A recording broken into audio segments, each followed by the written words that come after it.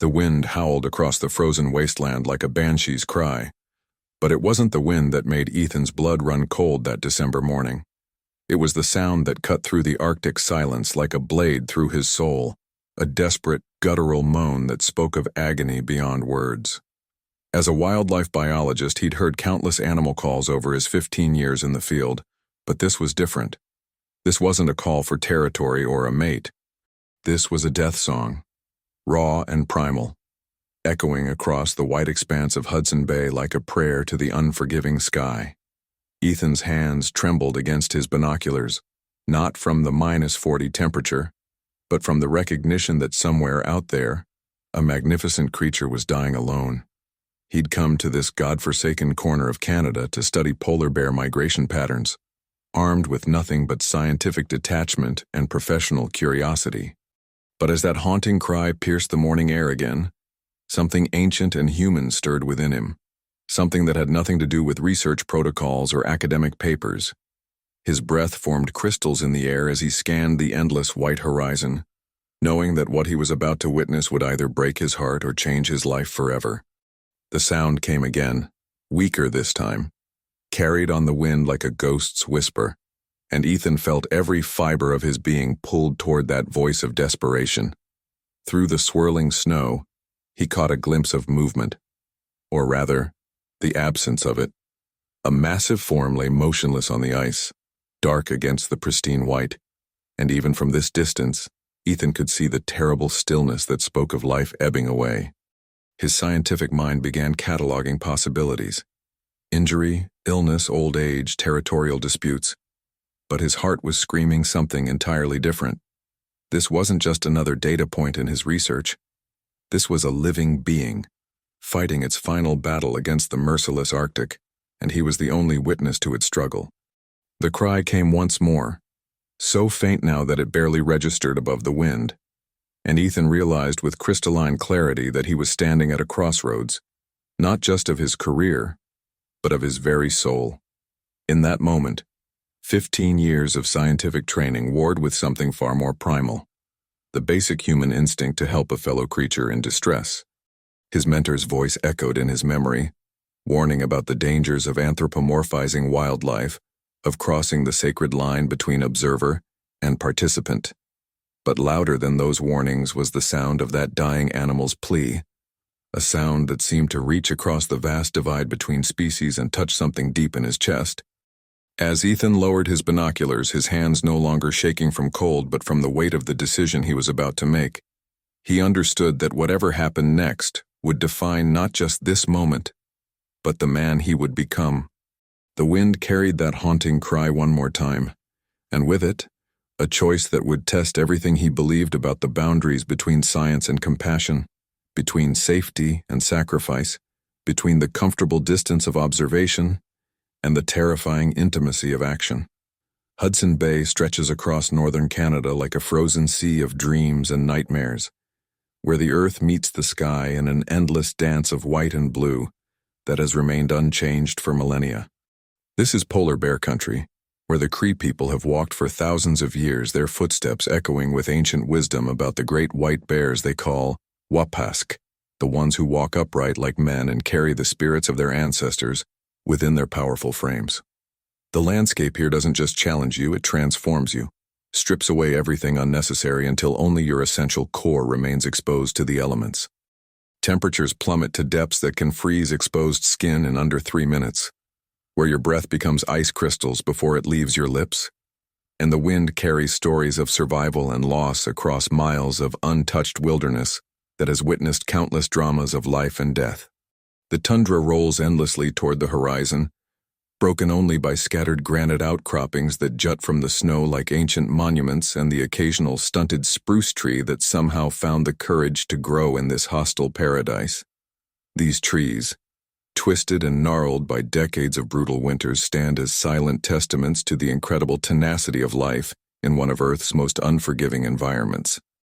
In summer, this place blooms with surprising life.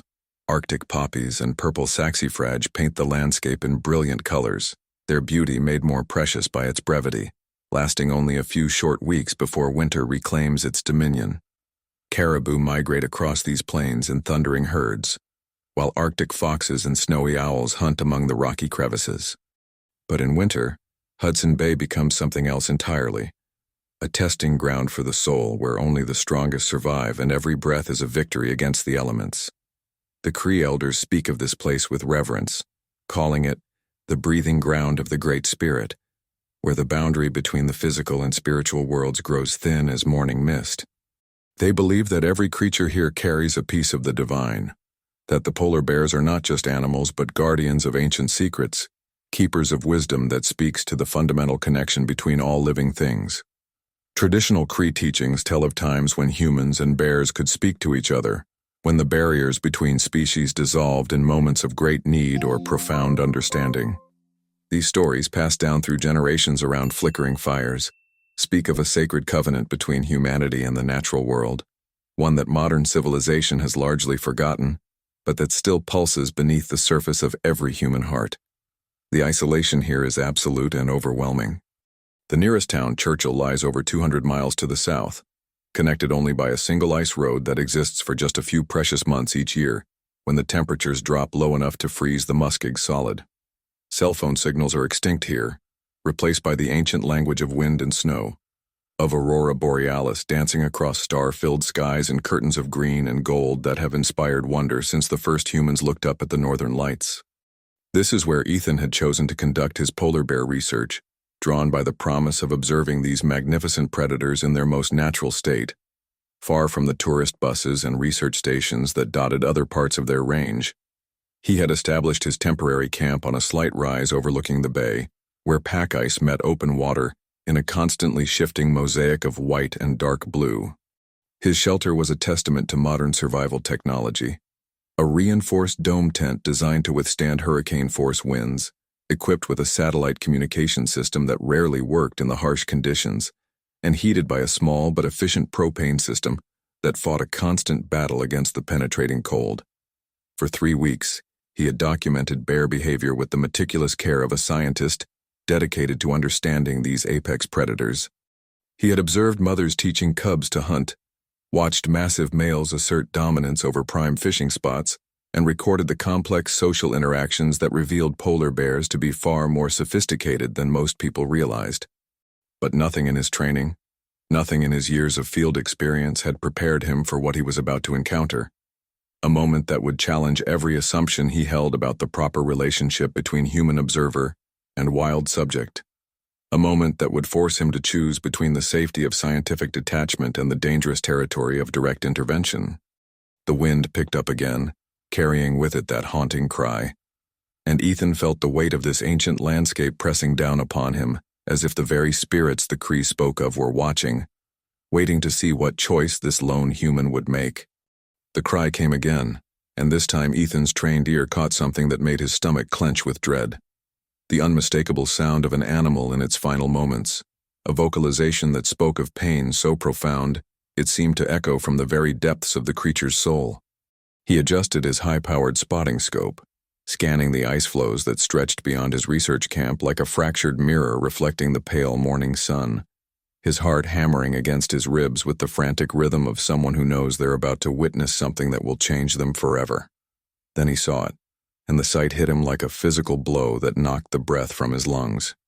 About 400 yards from his position, near the edge where solid ice met the dark waters of Hudson Bay, a massive polar bear lay motionless on the frozen surface, its once magnificent cream-colored fur now stained with blood that had frozen into dark, terrible patterns across its powerful body, like some grotesque work of abstract art painted in suffering.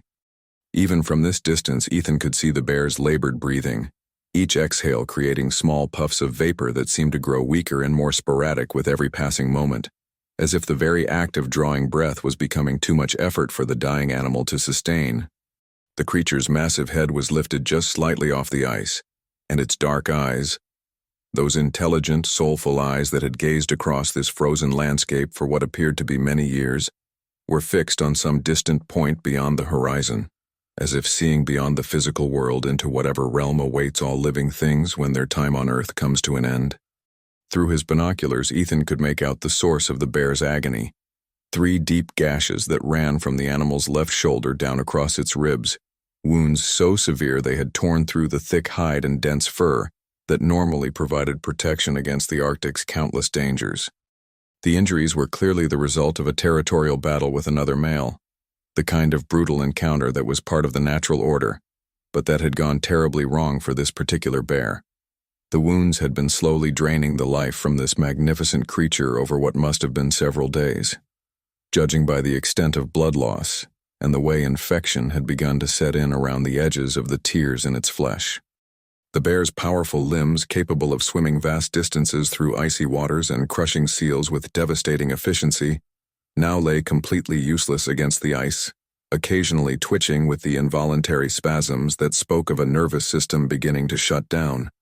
Its massive paws, each the size of dinner plates and equipped with claws that could tear through ice and flesh with equal ease, were spread wide against the frozen surface, as if the bear was trying to anchor itself to the world of the living through sheer force of will. The animal's breathing grew more shallow and irregular as Ethan watched, and he realized with crystalline clarity that he was witnessing something both sacred and terrible. The final moments of a life that had survived countless Arctic storms, endless hunts for food, and the brutal mathematics of survival in one of Earth's most unforgiving environments. This wasn't just any polar bear. Ethan could tell from its size and the graying around its muzzle that this was an old male, probably between 15 and 20 years old, and ancient by polar bear standards. This creature had lived through decades of climate change, had adapted to shifting ice patterns and changing hunting grounds, had successfully competed for mates and territory against younger, stronger rivals. It had been a survivor, a testament to the incredible resilience and adaptability of its species, but now defeated not by age or starvation or the changing climate, but by wounds that under different circumstances might have been survivable. This magnificent predator was dying alone on the ice, with only the wind and the endless sky as witnesses to its final struggle. The bear's dark eyes reflected a kind of stoic acceptance that was almost human in its dignity, as if the animal understood that death was simply another part of the great cycle of existence in the Arctic. Ethan's scientific mind automatically catalogued the details.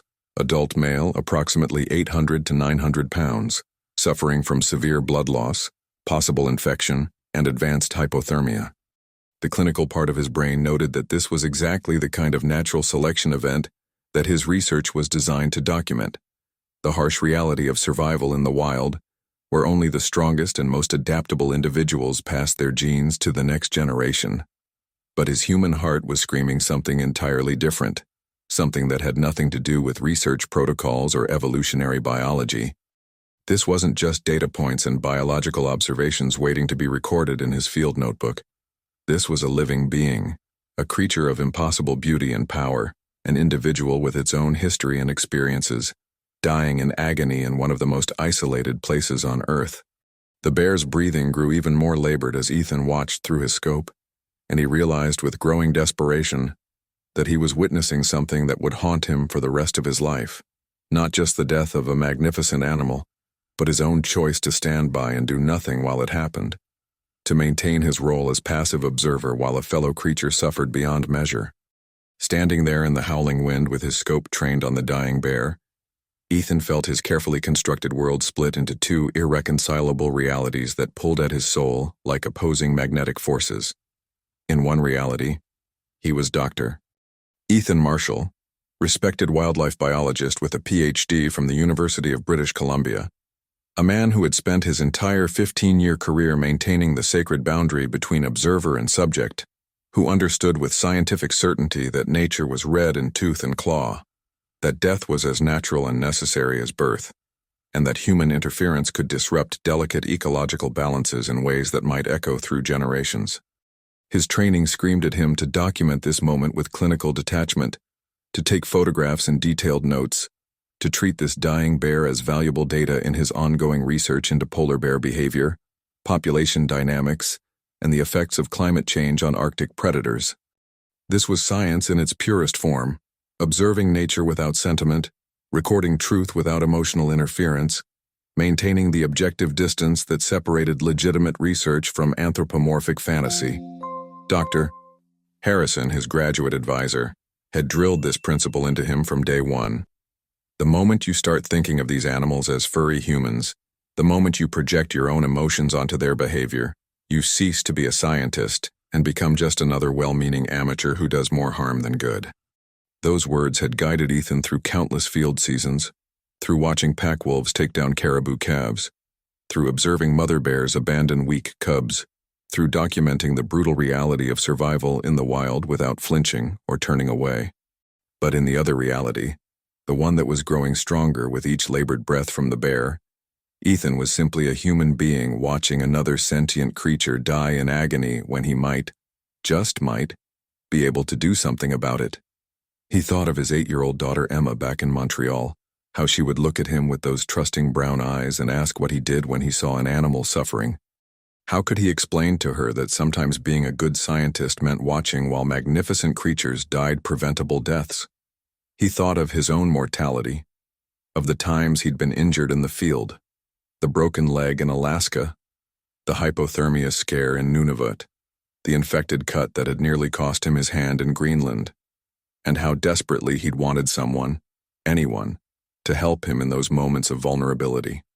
The golden rule that his mother had taught him as a child suddenly seemed to apply across species lines. Treat others as you would want to be treated, even if those others had 4 legs and weighed 800 pounds. The wind seemed to carry voices from his past, his mentor's stern warnings about anthropomorphizing wildlife, his ex-wife Sarah's bitter accusations that he cared more about animals than people, his department head's reminders about liability and insurance and the university's strict protocols regarding researcher safety. All of these voices of caution and professional responsibility battled against something much simpler and more primal, the voice of pure human compassion, the same instinct that had driven early humans to domesticate wolves and rescue injured birds, the ancient covenant between humans and animals that predated all scientific protocols and institutional guidelines. But there were practical considerations too, each one more terrifying than the last. Polar bears were apex predators, capable of killing a full-grown human with a single swipe of their massive paws. Even healthy bears were unpredictable around humans, and wounded animals were exponentially more dangerous, their pain and fear making them likely to attack anything that approached, including potential rescuers. The nearest hospital was over 200 miles away, accessible only by helicopter, and in this weather, no aircraft could reach them, even if he could somehow get a distress signal through on his unreliable satellite phone. Moreover, even if he somehow managed to treat the bear's wounds without getting killed in the process, the animal might die anyway, making his sacrifice meaningless and leaving Emma without a father for no good reason. The bear was clearly in advanced stages of blood loss and possible septic shock, conditions that challenged veterinarians in fully equipped animal hospitals, let alone a field biologist with a basic first aid kit in the middle of the Arctic wilderness. His hands shook as he lowered his binoculars, the cold metal burning against his skin even through his insulated gloves, knowing that whatever decision he made in the next few minutes would define not just this moment, but who he was as a person, as a scientist, as a father, as a human being existing in an interconnected world where every action rippled outward in ways that couldn't be predicted or controlled. The bear's cry came again, weaker now, carried on the wind like a prayer or a plea, and Ethan felt something crack open inside his chest. Not his professional resolve, but something deeper, something that connected him to every human who had ever looked upon suffering and chosen to act despite the risks, despite the consequences, despite the voice of reason that counseled caution and self-preservation. He thought of the Creed teachings about the sacred connection between all living things, about moments when the Great Spirit calls upon individuals to act beyond their understanding, to step outside the comfortable boundaries of their normal existence, and become instruments of healing in a world that often seemed designed to break hearts and crush spirits. Perhaps this was one of those moments, a test not of his scientific objectivity, but of his fundamental humanity. The rational part of his mind continued its desperate arguments. He had no training in veterinary medicine, no proper equipment, no backup plan if things went wrong. He was a researcher, not a rescue worker, and his primary responsibility was to his family, his career, his own survival. But as he watched the bear's labored breathing through his scope, as he saw the magnificent creature's eyes beginning to glaze with approaching death, Ethan realized that all the rational arguments in the world couldn't compete with the simple, overwhelming need to try, to risk everything for the chance, however slim, that compassion might triumph over the cruel mathematics of survival. The question that would haunt him forever if he walked away burned in his mind. What if he could save this bear? And he chose not to try. The moment of decision arrived like a thunderclap in his soul, sudden and absolute, cutting through all the rational arguments and professional protocols with the sharp clarity of lightning splitting a dark sky. Ethan dropped his binoculars into the snow and began moving toward his supply cache, with movements that felt both foreign and inevitable, as if he was watching someone else make this impossible choice, while simultaneously feeling every emotion with devastating intensity. His hands worked with automatic precision even as his mind reeled with the magnitude of what he was about to attempt. From his emergency medical kit, the one designed for human injuries but now repurposed for something far beyond its intended scope, he grabbed antiseptic solution, gauze bandages, medical tape, pain medication tablets that he could crush and mix with water, and the emergency thermal blankets that might provide crucial warmth. Each item felt pathetically inadequate when measured against the reality of an 800-pound dying polar bear, yet these simple supplies represented his only tools for fighting death itself. His satellite phone remained silent and useless in his pack. Even if he could somehow reach emergency services through the atmospheric interference that plagued this region, the nearest veterinarian was hundreds of miles away across impassable terrain, and no helicopter could reach them in weather conditions that grounded even the most experienced Arctic pilots. This was on him, and him alone, a realization that should have terrified him but instead filled him with a strange sense of clarity and purpose. As he loaded his inadequate medical supplies into a portable emergency sled, Ethan's scientific mind presented him with a comprehensive litany of reasons why this was not just dangerous, but completely insane. Polar bears were apex predators evolved over millennia, to kill with devastating efficiency, their massive jaws capable of crushing a seal's skull in a single bite, their claws sharp enough to tear through ice and flesh with equal ease. Wounded animals were exponentially more dangerous than healthy ones, their pain and fear overriding any natural caution around humans and making them likely to attack first and assess threats later. Even if the bear didn't kill him outright, hypothermia could claim his life before he even reached the animal. The temperature was approaching -40 degrees Fahrenheit, cold enough to freeze exposed skin in minutes and make fine motor control nearly impossible. Hardly ideal conditions for attempting delicate medical procedures.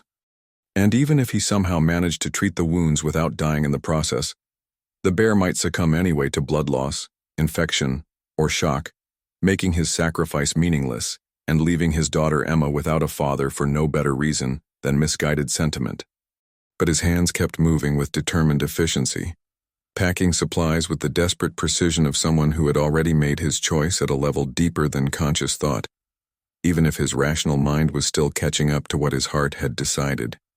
He thought of the indigenous Cree teaching about moments when the Great Spirit calls individuals to act beyond their understanding, beyond their training, beyond their fear. Moments when ordinary people are asked to become conduits for something larger than themselves. He strapped on his snowshoes and checked his emergency beacon one final time, knowing that if things went wrong, this small device might be the only thing standing between his family and the devastating uncertainty of never knowing what had happened to him. The weight of that responsibility pressed against his chest like a physical force, but it couldn't compete with the image of the bear's eyes. Those intelligent, pain-filled eyes that had looked at him with what seemed like desperate hope. Beginning the treacherous journey across the ice toward the dying animal, each step took him further from safety and closer to what might be his final act on this earth.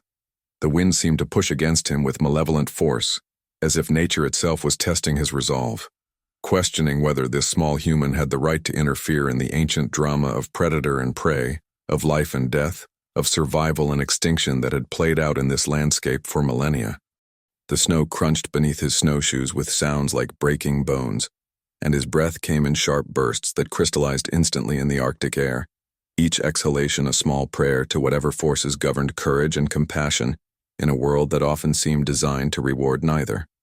As he drew closer to the bear, he could see the magnificent creature's condition in horrifying detail. The wounds were even worse than his binoculars had revealed, 3 parallel gashes that had torn through hide and muscle, exposing the bear to infection and the killing cold. But it was the bear's response to his approach that nearly shattered his resolve entirely. Instead of the aggressive posturing he had expected from a cornered predator, the animal simply watched him with those dark, intelligent eyes, tracking his movement with an awareness that seemed almost human in its depth and complexity. There was no snarling, no defensive positioning, no preparation for attack. Just a kind of patient watching that suggested the bear understood, on some level beyond human comprehension, that this approaching figure represented not threat, but possibility. 50 yards away now, close enough to see the rise and fall of the bear's massive chest, close enough to hear the labored breathing that spoke of a respiratory system under tremendous stress. Ethan's own breathing had become rapid and shallow, not from the physical exertion of crossing the ice, but from the emotional weight of what he was attempting. An act of interspecies compassion so far outside the normal boundaries of human-wildlife interaction that he had no precedent, no protocol, no guidance except the simple conviction that letting this magnificent creature die alone when he might be able to help would be a betrayal of everything that made him human. With 20 yards left to cover, Ethan whispered a prayer to any deity that might be listening, asking not for success, but simply for the courage to try, for the wisdom to act with compassion rather than fear, and for forgiveness if his intervention caused more harm than good. The final 20 yards felt like walking through a dream, where every step carried the weight of destiny and the terror of absolute vulnerability. Ethan's breath came in sharp bursts that crystallized instantly in the Arctic air. Each exhalation a small prayer to whatever forces governed life and death in this frozen cathedral, where he was about to attempt something that defied every law of nature and survival. As he approached the bear, details emerged that his binoculars had mercifully hidden from view. The wounds were catastrophically worse than he had imagined. 3 deep, parallel gashes that ran from the animal's massive shoulder down across its ribs like claw marks from some mythical beast, exposing muscle and yellow fat to the killing cold in a grotesque display of nature's casual brutality. The blood had frozen in dark rivulets across the bear's once pristine fur, creating a macabre map of suffering that told the story of a battle fought days ago, a territorial dispute that had escalated beyond the normal bounds of bear aggression into something that was slowly, inexorably claiming this magnificent creature's life. The infection around the wound edges was clearly visible now, angry red inflammation that spoke of a body's immune system fighting a losing battle against bacteria and cold and the steady drain of life force through torn flesh. But it was the bear's eyes that nearly shattered Ethan's resolve entirely. Those intelligent, pain-filled eyes that followed his every movement with an awareness that was disturbingly human in its depth and complexity.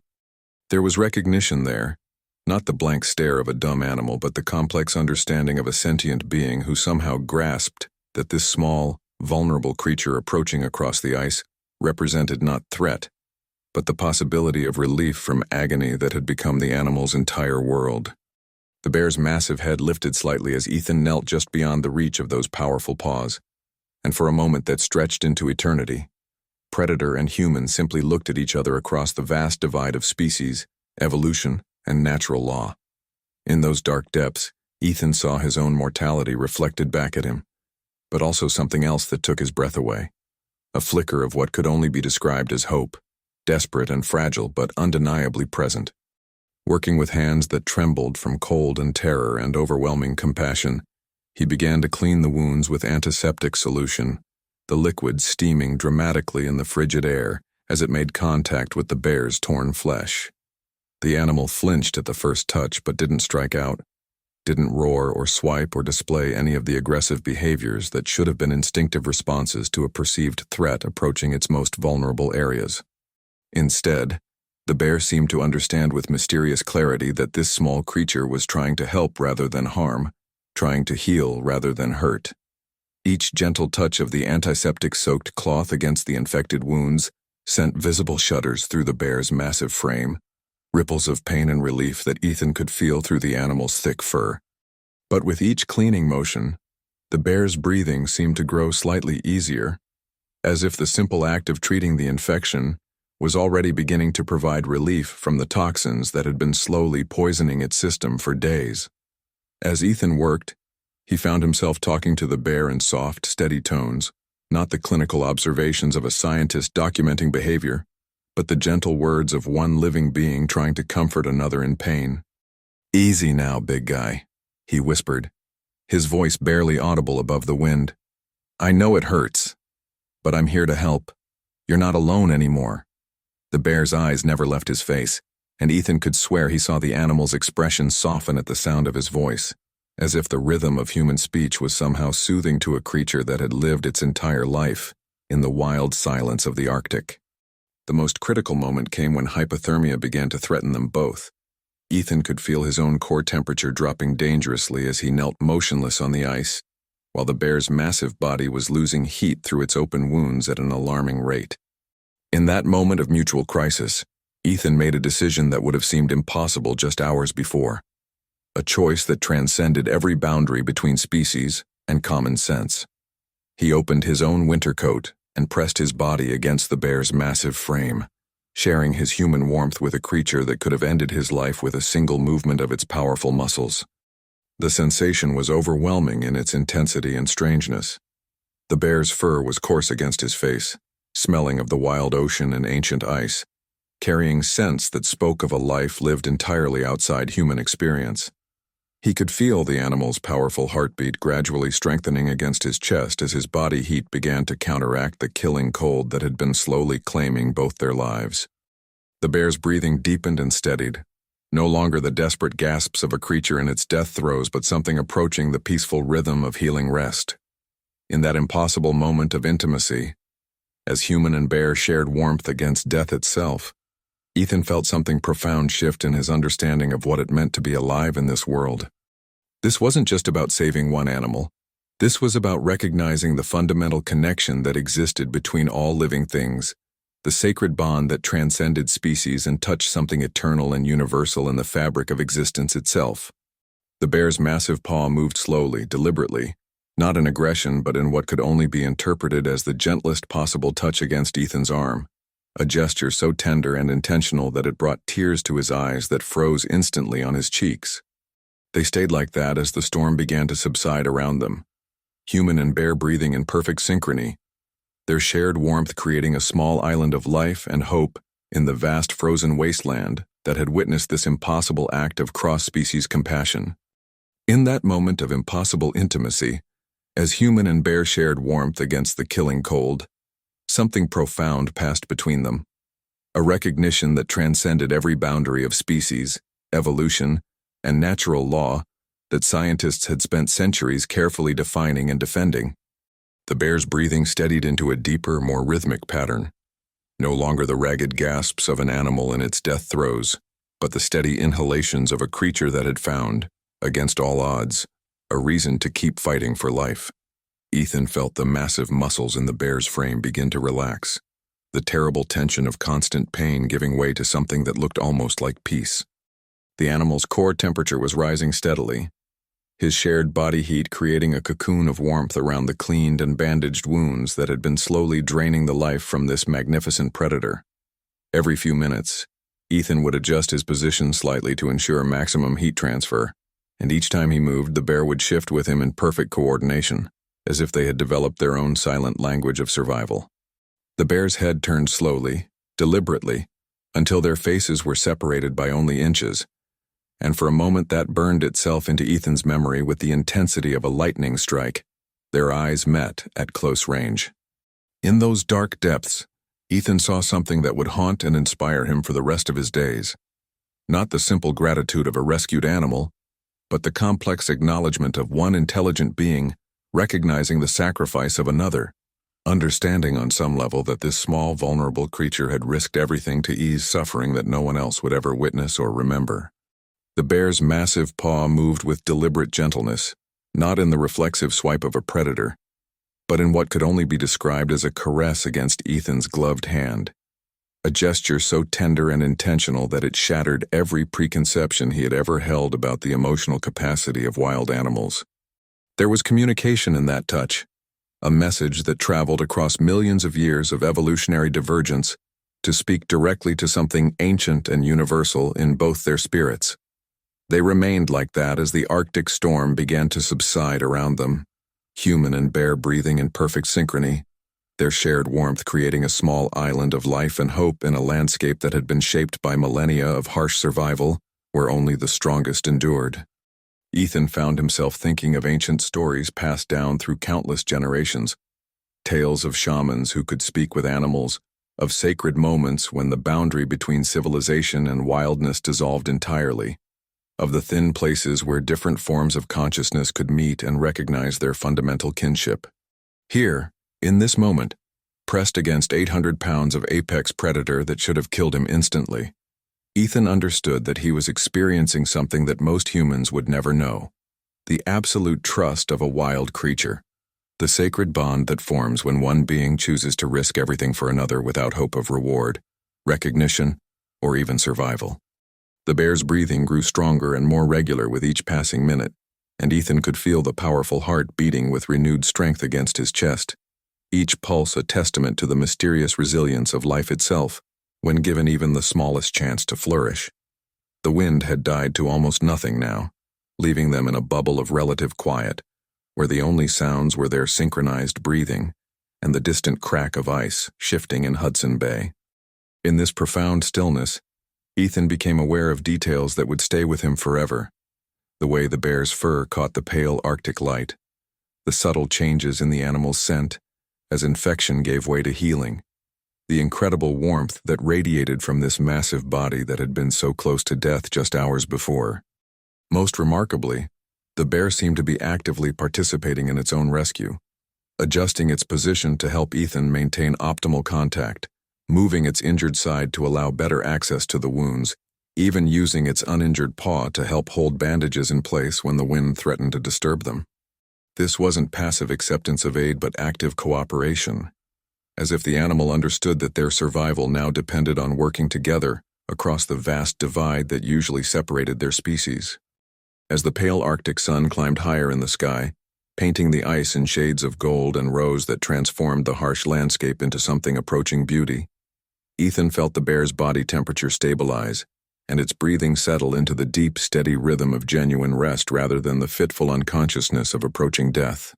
The infection in the wounds was clearly responding to treatment, the angry inflammation beginning to subside as the antiseptic did its work, and the animal's own immune system rallied to fight off the bacteria that had been slowly poisoning its blood.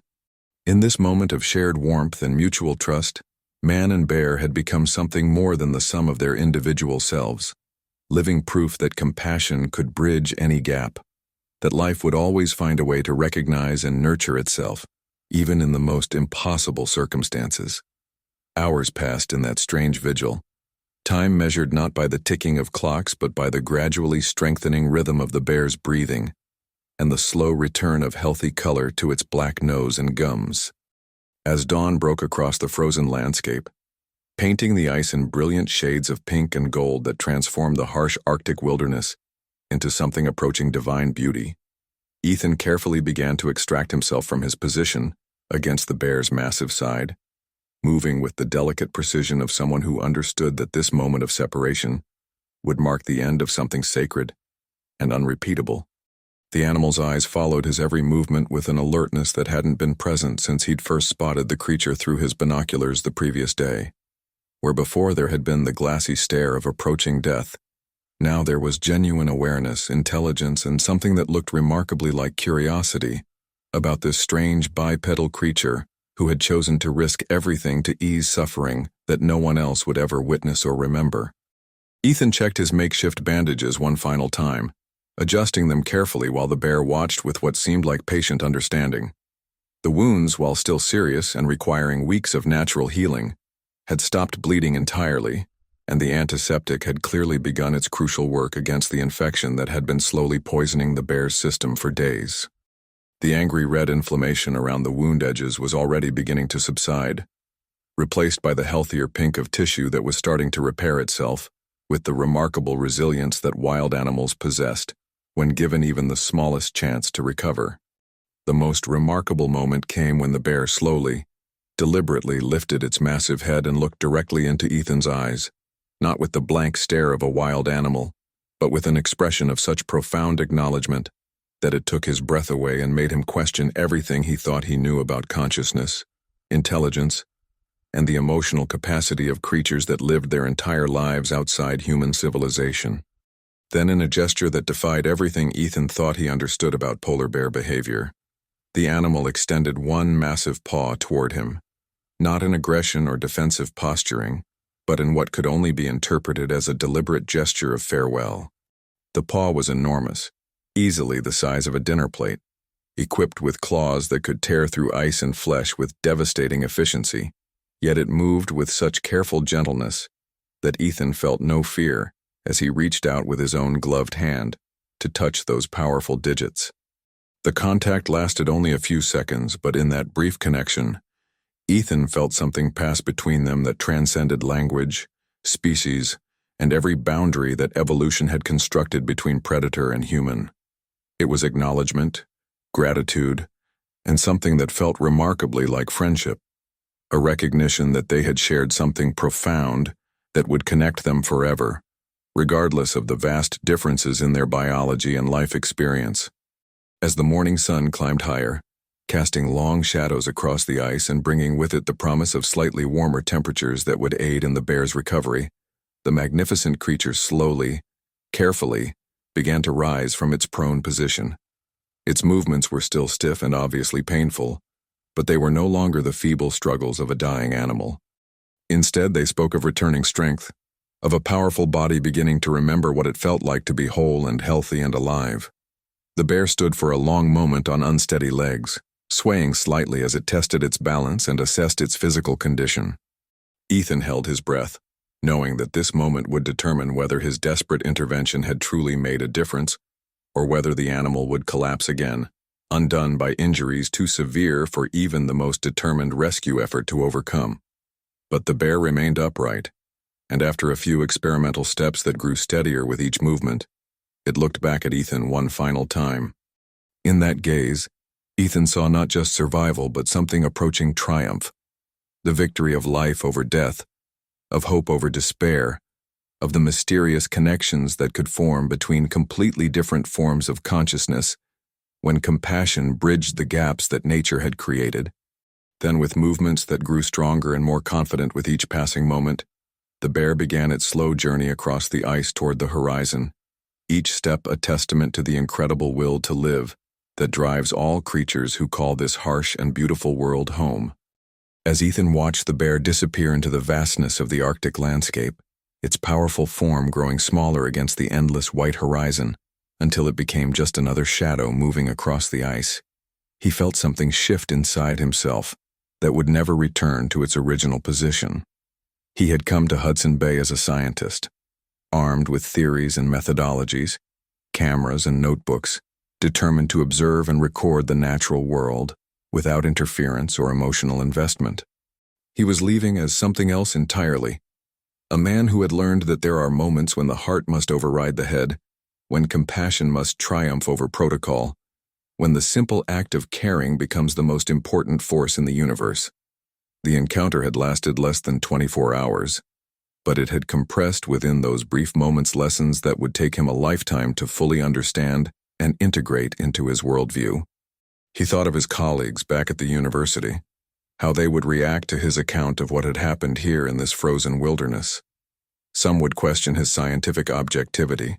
Others might suggest that he had anthropomorphized the bear's responses, projecting human emotions and intentions onto animal behavior that could be explained through simpler biological mechanisms. But Ethan knew what he had experienced, and he knew it was real. The moment when two very different forms of life had recognized their fundamental connection, when the artificial boundaries between species had dissolved in the face of shared mortality and mutual aid. The indigenous Cree had been right all along about this sacred landscape. There were no true divisions in nature, only different expressions of the same life force that animated everything from the smallest Arctic flower struggling through the permafrost to the mightiest polar bear ruling over vast territories of ice and snow. In saving the bear, Ethan had also saved something within himself, some essential part of his humanity that had been slowly buried under years of academic detachment and professional distance. The experience had reminded him why he had chosen to study wildlife in the first place, not for the publications or tenure-track positions, but because of a deep love for the natural world and all its magnificent, vulnerable inhabitants. The story would live within him forever, a reminder that sometimes the most important discoveries happen not in laboratories or lecture halls, but in moments of pure human connection with the wild world that surrounds us all. It would change how he conducted his research, how he related to the animals he studied, how he understood his own place in the intricate web of life that connected every living thing on the planet. More importantly, it would change how he lived his life, reminding him daily that courage and compassion were not abstract virtues but practical tools for healing a world that often seemed broken beyond repair.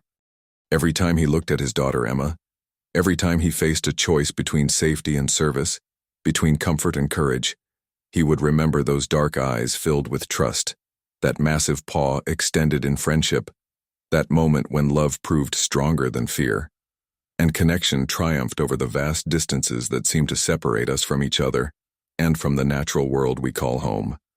The Arctic wind picked up again, carrying with it the promise of new storms and new challenges, but also the eternal possibility that in our darkest moments, unexpected grace might appear to remind us that we are never truly alone in this beautiful, difficult world. If this story moved you, if it reminded you of the incredible power we all have to make a difference in the world when we choose courage over comfort, then I need you to do something right now.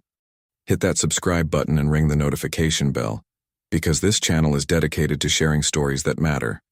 Stories of courage, compassion, and the extraordinary connections that exist between all living things when we're brave enough to reach across the boundaries that seem to divide us. These aren't just feel-good tales designed to make you smile and scroll on. They're reminders of who we can become when we choose love over fear, action over apathy, connection over the isolation that makes us forget our shared humanity. There are millions of moments like Ethan's happening all around us every single day.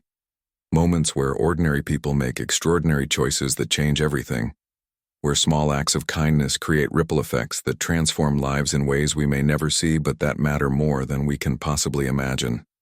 By subscribing, you're not just joining a community of viewers, you're becoming part of a movement of people who believe that kindness is contagious, that hope is powerful, and that every single one of us has the capacity to be someone's hero when the moment calls for it.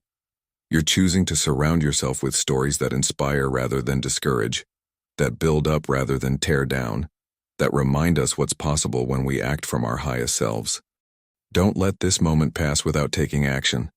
Don't be the person who feels inspired but never follows through.